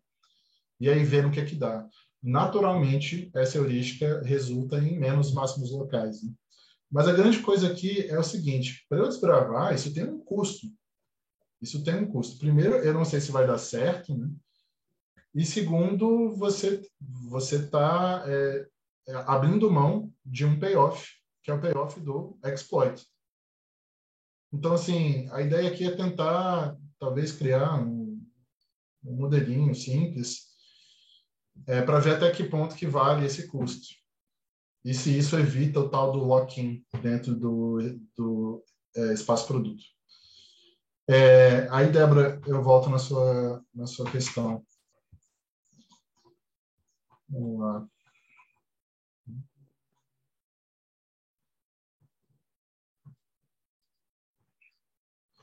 Então, antes desse annealing, eu pensei na questão da produtividade, mas eu acho que eu não pensei bem ainda, né? Então, como é que eu poderia, talvez, medir isso? Você conseguindo ser produtivo a ponto da renda per capita daquele produto ser, na verdade, maior até um percentual. Então, eu sou bem produtivo e eu quero pular de galho em galho no espaço produto. Se eu me deparar com uma vizinhança de um produto que é só 10% menor em termos de renda per capita, beleza, eu vou para frente. Entendeu? Porque, na verdade, para o meu país significa maior. Mas essa ideia ainda não está legal. Vou pensar direitinho. É isso. Renan, o próprio PROD, desculpa, ele é um indicador que é usado como de produtividade, mas eu também não acho legal para isso, né? Que é a produtividade do produto exportado. Porque, por exemplo, se às vezes você tem um PROD alto, aí pensa, não é porque ele influencia a renda per capita, é porque o país de renda per capita alta já exporta aquilo. Mas você não tem como dizer que ele é um produto de alta produtividade, sabe? A causalidade fica meio fraca nesse sentido. Não, com certeza é fraca, e eu acho que a produtividade tem que estar mais ligada à heurística aqui, ao algoritmo que eu vou usar, ou algum parâmetro aqui, entendeu? Só que eu não consegui pensar nele, eu não consegui pensar em algoritmo, enfim, tem que ver. Não, tem assim uns jeitos indiretos de pensar sobre produtividade, como abertura econômica, como isenções, assim, né, distinções que são feitas entre competidores, questões institucionais que impedem a produtividade. E aí tem alguns índices que são desenvolvidos nesse sentido, tem até uma agenda de produtividade que o BID faz as comparações, talvez seja interessante olhar por esse lado também, né? Eu sei que você tem a matriz de produtos, mas também, né, olhar por talvez seja uma saída, não sei. Eu posso te mandar uns documentos depois. Talvez até para tentar prever, fazer esse refinamento dessa A, o C aqui, quando o país talvez seja mais produtivo, daí você pode com mais facilidade ter aparições no espaço produto. Bom, sim. Se você puder me mandar... Não, sim. Eu compartilho o documento lá no grupo. Beleza, obrigado. Essa ideia de simulated annealing é interessante. Um jeito de entender o que esse algoritmo faz, ele vem de física, de spin glass e essas coisas, mas assim, se pensa em metalurgia, aqueles caras que ficam batendo e daí põe na água, ele bate a espada e põe na água.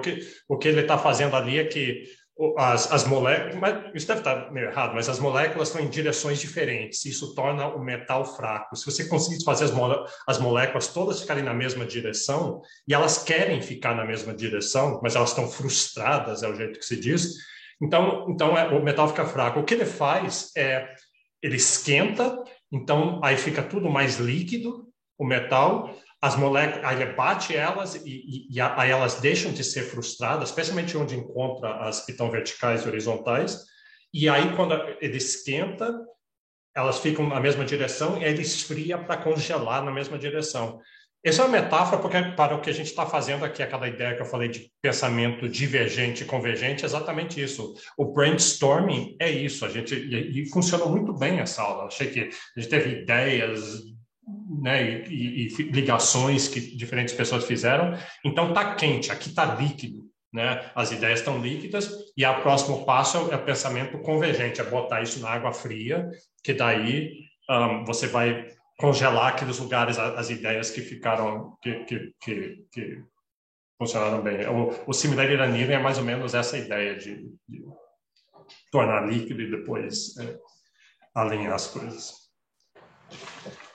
Eu tenho mais só um comentário, assim, um pouquinho maior, mas eu vou fazer rápido. E várias vezes surgiu aqui, a gente falando assim, a gente viu assim, o negócio de capabilidades é que a gente não enxerga elas, então o método todo é um jeito de chegar nelas. E aí tem o espaço produto e várias... Isso trouxe muita informação, então a gente sabe assim, que vale a pena tentar estimular áreas que são related, que são próximas.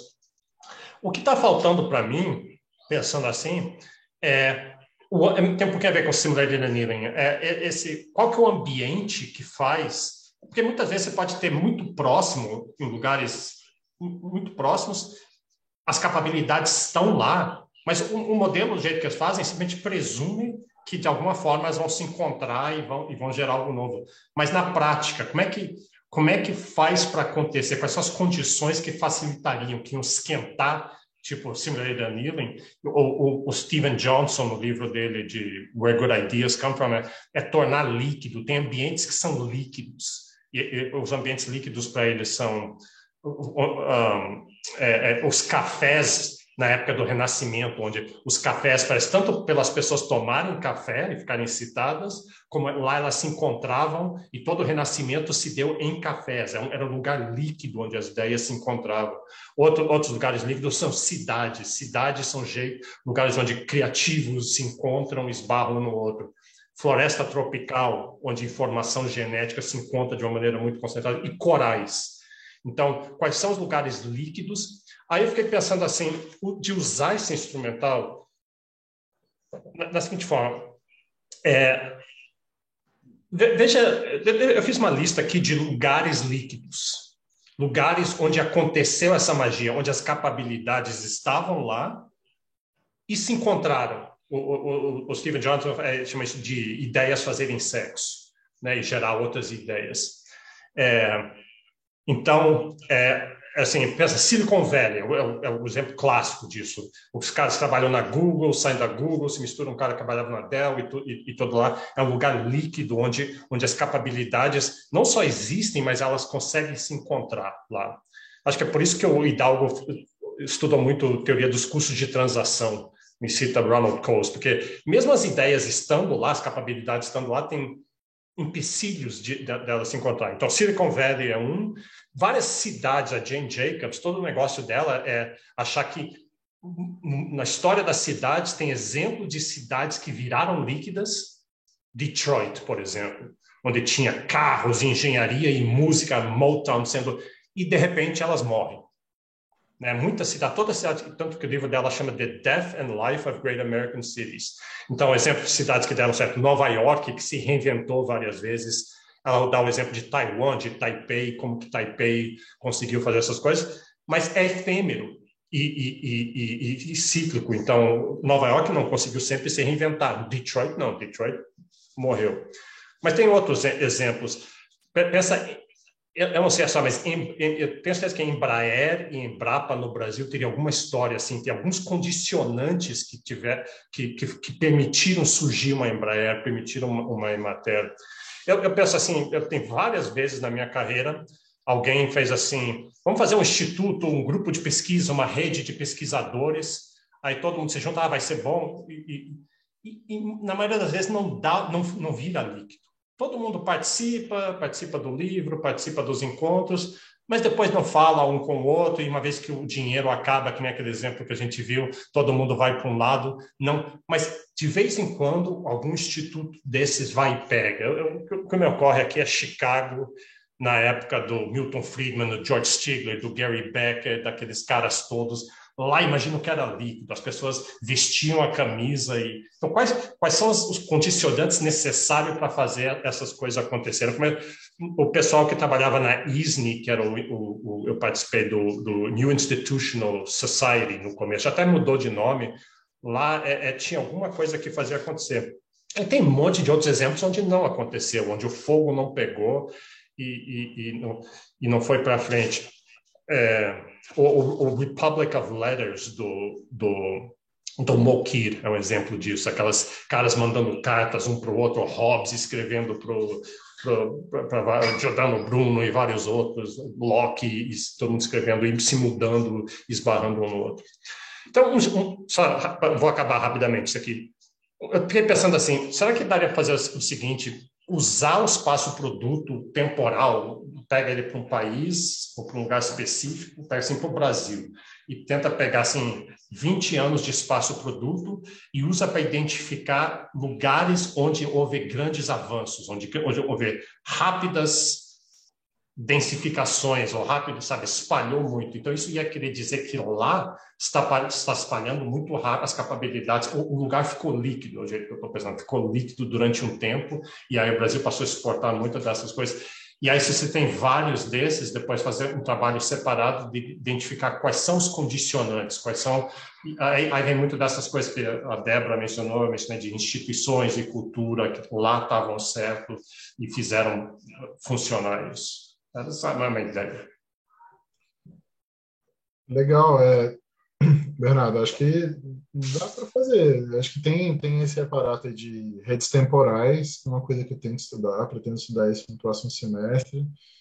E talvez não se aplique só a isso, um monte de outras coisas também aí, para você avaliar como que está indo o país, né? E, assim, eu não vi ainda nenhum tipo de estudo que realmente pega redes temporais em complexidade econômica. Então, acho que pode ser legal. Quanto a essa questão de ser líquido e das condicionantes, né? Uma das coisas que complicam essa questão de capacidades, né, é justamente essa forma agnóstica, né, que eles trazem aqui, né? Então, isso acaba complicando a identificação um pouco da parte genética, né, que é o que a gente está discutindo aqui. Então, como é que a gente pode melhorar a interpretação da parte genética, né? E bom, não sei, pode ser algo em rede multicamadas, você bota em vários níveis o que se liga ao que, né? Então, ó, esse produto aqui, dentro dessa camada de rede, que é o espaço-produto, na verdade, ele se liga a um tipo de instituição que está dentro da camada de instituições. E também se liga a uma parte da cultura. Então, assim, se você pensar em multicamadas, talvez dê para identificar isso. Mas, mais uma vez, é uma coisa que eu teria que estudar e tal, mas acho que pode ser por aí, tá? Em termos de instrumento. O que eu tinha em mente era um pouco daí, essas condicionantes, eu vi que, por coincidência, muitos dos condicionantes que eu consegui imaginar começavam com L, que é localização, tinha alguma coisa daquele lugar que fazia... Eu fico pensando muito isso. Essa aula hoje, por exemplo, ela tornou um pouco líquido. A gente já teve várias aulas, mas eu não sabia várias coisas de vários de vocês, que hoje vocês falaram, eu fiz tese nisso, estou pensando em fazer isso. No momento então as capacidades estavam lá, mas elas não estavam fluindo. Aí aconteceu alguma coisa que ficou líquido, que foi esse brainstorming, e aí então é localização, às vezes liderança, quase sempre que você pega uma situação dessas, teve uma liderança, teve alguém que gera a persuasão, o convencimento, alguma coisa assim. Liberdade, é coisa do Mokir, né? Então, localização, liderança, liberdade. E o mais importante de todos eu botei libraries, para você ter que começar com eles, mas quer dizer informação, acesso à informação, alguma coisa que facilitou. Na República de Cartas, eram as cartas que eram mandadas de um lado para o outro. E aí outras coisas como incentivos de haver dinheiro, haver prestígio naquilo, por alguma razão. As pessoas querem dinheiro, querem prestígio e tem dominância também. Então, são todas coisas que poderiam facilitar ou ajudar a criar esses ambientes líquidos onde as coisas emergem. E o que emerge é justamente essa efervescência, esse gestalt, essa cena que acontece, que é uma coisa rara, efêmera, mas ela que gera essa nova informação. Nesse sentido, aquele livro do Hidalgo, acho que é bem interessante para trazer ideias, aquele Why Information Grows, né? Exatamente. Legal. Ok, então, deixa eu ver. Vamos lá, a gente já foi bem mais tempo. Alguém quer alguma última coisa? Renan, você quer algum...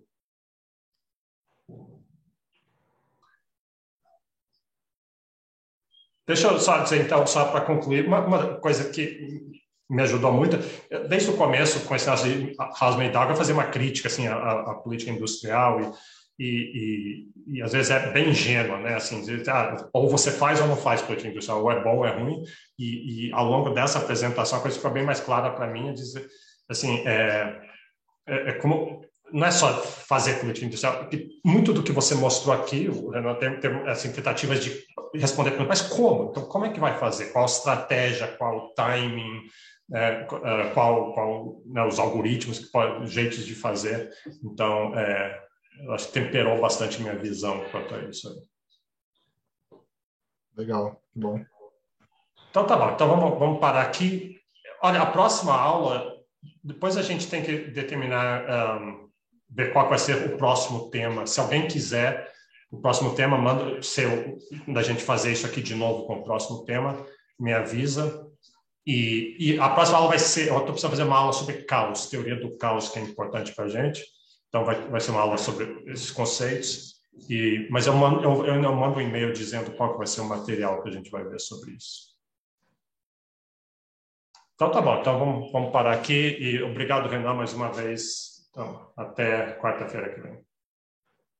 Tchau, gente.